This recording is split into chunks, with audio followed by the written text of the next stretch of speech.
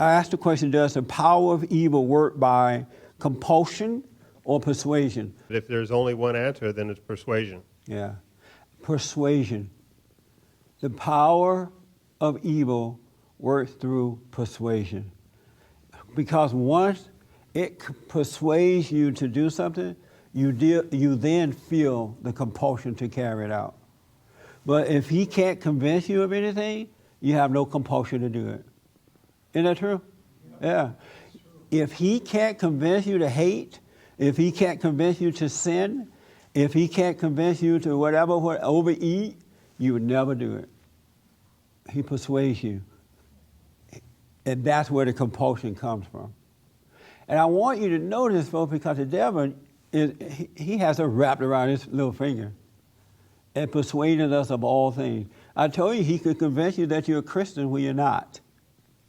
And life could be falling apart. Everybody hates you, and you still believe you're a Christian. Oh, you just hate me because I'm a Christian. He'll just make up stuff for you because he's persuaded us. And the power of good works in the same manner. It's the same manner. Because once you see that it's the right way to go, you do it. And when you see what not to do, you don't do. That's why God said that we have to be like the virgins sitting at the gate waiting for their master to come. We have to always be aware. You have to always be conscious in the present with the mind of God so that evil cannot come in and persuade you when you're unconscious. When you're unconscious, he persuades you of things, and then all of a sudden you notice you're feeling a certain way, but you didn't see him coming in to persuade you about that thing. The way to start overcoming the tricks of the devil and to be one with the Father, you got to be aware of thoughts, evil thoughts. And as you become aware of thoughts, you're going to start to pull further and further away from sinning, meaning that you're going to stop judging yourself and your fellow man. If you should make a mistake, it will not be a big deal. You'll just see that, wow, I should have done that, no big deal. Because all God wants you to do is to see that you've done wrong and admit it. You don't have to have any long explanations about it or judge yourself on it or anything. And I use this. By the way, we had a good men's meeting yesterday, our conference. Thank you, everybody, for showing up. Everybody and their daddy showed up. We had a hoot nanny time up in here. I used this example yesterday. What I noticed, and I have to resist that temptation too, so I know, by knowing myself, according to the scriptures, that way no one can blame me for this and say, oh, you just hate women. But according to the scriptures, Adam was first, and then from Adam came Eve, and then the serpent was there in this garden area. And the serpent said to Adam one day, why don't you eat from this tree? And Adam said, no, my father told me not to eat from that tree. So I'm not going to eat it. And the serpent said, no, don't listen to your dad. He doesn't know what he's talking about. Like a whole lot of mothers do to their kids, don't listen to your father. He has no idea, and don't tell him, right? And so Adam said no to the serpent. Then he went to Eve and told her the same thing. And she said, well, no, my husband doesn't want me to eat from this tree. Don't pay no attention to your husband. Your husband is a weak man. He listens to his father anyway. He doesn't have his own mind. How are you going to let him tell you what to do? So Eve said, oh, okay. And she ate from the apple. And then when she ate, she went back and had Adam to eat.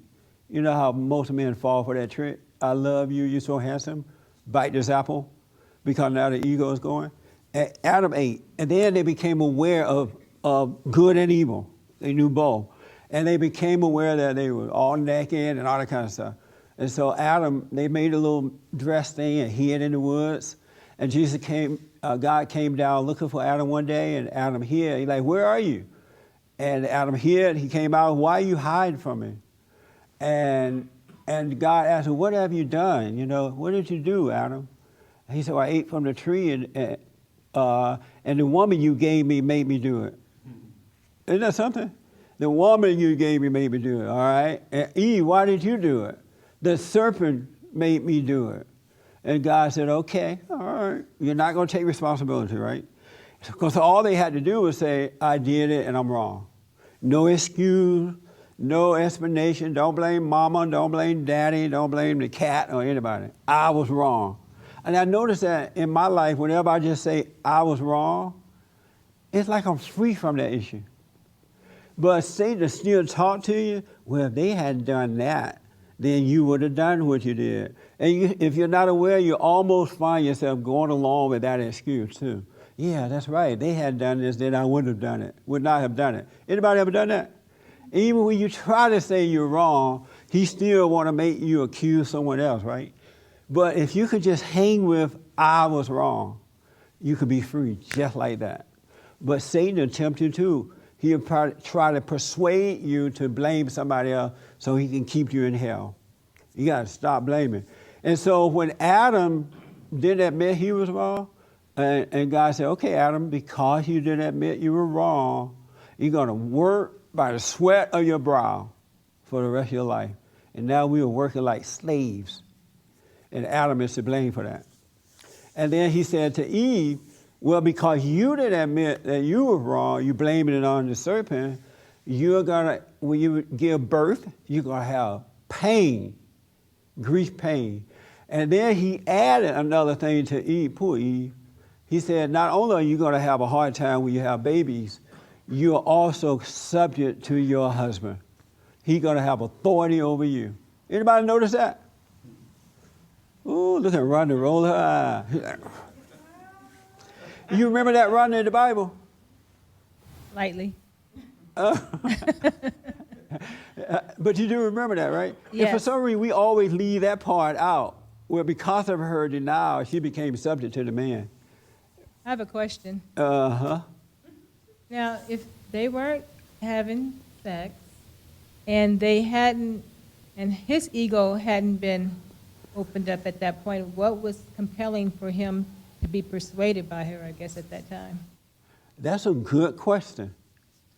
Because he had a choice to or not to. And God wanted us to love him freely. And so Adam had a choice to be God or not be God, to love the Father or not. He had the choice to do that. And so he said to the serpent, because of what you've done, you're going to be a part of the dust for the rest of your life, right? And so I bring that up to say to all of us that we have to, in order to get this thing right, because it's already laid out, we've just been made to believe it's so difficult to find and so difficult to have from all the teaching that we've been taught, which only built our egos. But in order to get this thing right, we got to learn to doubt every thought that you get. And don't fret over that. Don't worry. Just be aware. Get up in the morning, have your prayer. And have your prayer so you can be aware. And then the more you practice being aware with the mind of God, then you can see how Satan is trying to persuade you. And you'll see him getting further and further away from you. And as that is happening, sin is being taken away from you too, and your heart is being purified. So God can come in and plant some good spiritual seeds, and then you can start growing. But you got to let go and let that happen by putting him first. Simply by being aware of all the persuasion or the temptations of the devil. That's all is needed.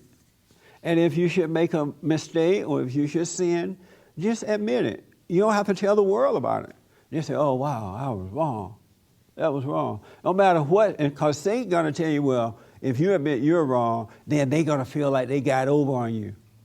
Or they're going to this, right? That's not true. It's just not true. All you have to do is say, I was wrong.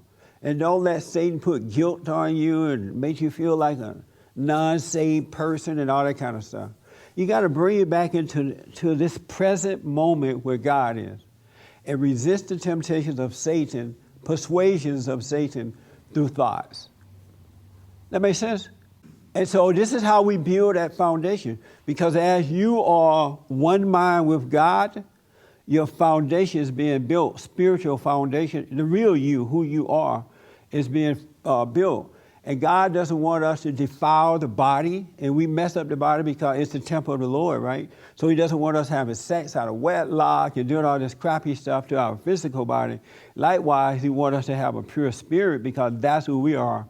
And the way to do that is to be aware of him by living in the moment, staying away from the temptation of the thought of the devil through your thoughts. Because God's voice is a voiceless voice. It never talked to you in your head. It always revealed to you. I don't know if Satan is that smart, because the only thing he knows how to do is to deceive. I don't see where he has any strength to do anything else. He would make you believe something, then you carry it out yourself. He doesn't carry it out. It's like if you notice when we sin, he'll make you sin, and then when you sin, he'll step back, and now you got to go through the penalty of sinning by yourself. He's not going through the penalty, or he's not feeling the pain of it. He's not embarrassed by it or anything. Maybe just to say that a different way, every time something happens to us, I think we need to realize that we were just unaware. Yes. We give so much credit to the devil, we can always excuse whatever we're doing because the devil made us do it. Yep. But if we just realize we were unaware at that point and Yep. get back into awareness, we'll see that it's more in our hands to do it, and to make it right than it is the devil. Absolutely. Absolutely. Yes. Isn't part of saying that you did something because you weren't aware, isn't that kind of an excuse too? Whether it's, No, that's not an excuse, but that's what it is, because when you're aware, you're not going to do it. Mhm. You won't sin when But- you're aware. criminals do things when they're aware that it's wrong. They just do it anyway. They are aware in a physical way, but not in a spiritual way. Okay. You could be aware, like with your ego mindset, you could be aware that you're doing wrong, and you still just do it. And it won't change anything. But the spiritual awareness is what's bring on the change or prevent you from doing it. So when you admit that you were wrong, isn't that taking responsibility for being aware that you did wrong? You see what I'm saying? Is that you're saying that admit that you were wrong. Well, if you admit that you were wrong, you come to the realization that you did something. Because if you did something unaware, I wouldn't put all that thinking into Okay. it. No, that's all ego right there. Just admit it and don't worry about anything. Because what happens is when you just say I was wrong, there's nothing to hold on to. No excuses, no comfort zone, no anything. It's like you're floating in the wind with nothing there. But so don't analyze all that like that. It's going to feel kind of weird too when you admit you're wrong, because feel like you need something, you're so used to having something else to go along with, I was wrong, that you almost want to make up something. Because Satan is still trying to tempt you. It's enough to just say I was wrong. And if you say it, and then once you're quiet, you see Satan start talking. But what about this? If this hadn't happened, this would not have happened. But you're aware of that now, so he has no persuasion over you.